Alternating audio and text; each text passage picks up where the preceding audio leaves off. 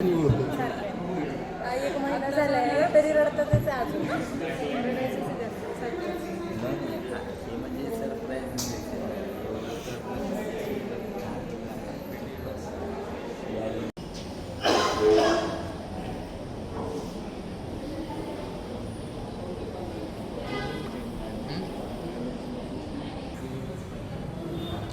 कोण घालणार आहे का हे फक्त आपलं हे फक्त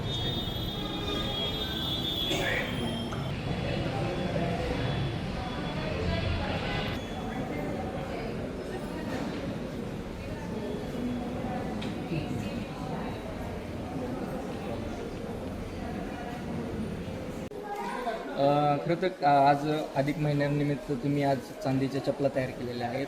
नेमकं आपण चांदीच्या चपला कराव्यात असं का वाटलं तुम्हाला? नेमकं संकल्पना कशी सुचली तुम्हाला ती? संकल्पना सुचली म्हणजे आता अधिक महिन्यामध्ये मुलीला आई जोडवी करते. आता मुलीला तर तिच्या आईने जोडवी केलेली. सुनी आमच्याकडे लक्ष्मीच्या पावलांनी आली. 2 मुलींना आता आम्हाला करायचंच होतं चपला. त्याही मुली लक्ष्मीच्या पावलांनीच आपल्या घरात आलेल्या आहेत जन्माला. तशी मग आता सुनेला पण मी लक्ष्मीच्या पावलांनी तिची पावलं आमच्या घरात उमटावी अशी आमची इच्छा असल्यामुळे आम्ही ही संकल्पना सुचवली. आणि सासूच्या नात्याबद्दल आणि वेगवेगळ्या चर्चा आपण ऐकत होतो, परंतु आज एक खरं तर कौतुकास्पद उपक्रम म्हणजे तुमच्या सासूबाईंना तुमच्यासाठी एक चांदीच्या चप्पल तयार केल्या, ज्याप्रमाणे त्यांनी मुलीला केल्या. म्हणजे अगदी मुलगी आणि सासू सून अशा दोन्ही एकत्र समन करून त्यांची संकल्पना होती. काय वाटतं तुम्हाला, कसं वाटतंय बघून? मला खूप जास्त आनंद होतोय की त्यांनी मला त्यांच्या मुलीप्रमाणे ठेवायचं ठरवलंय.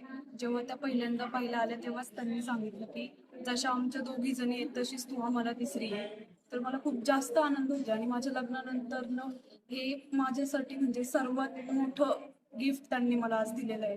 तर मला शब्दात न सांगता येणारा एवढा मोठा आनंद आहे.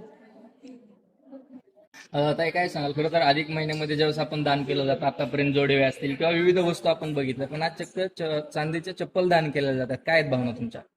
फार आनंद होतो या गोष्टीचा. ज्या प्रकारे मला आणि माझ्या छोट्या बहिणीला घरामध्ये आदराने प्रेमाने लहानच मोठं केलं, त्याचप्रमाणे आता तिसरी मुलगी म्हणून वहिनींना सुद्धा ट्रीट केलं जातं. या गोष्टीचा खूप आनंद आहे.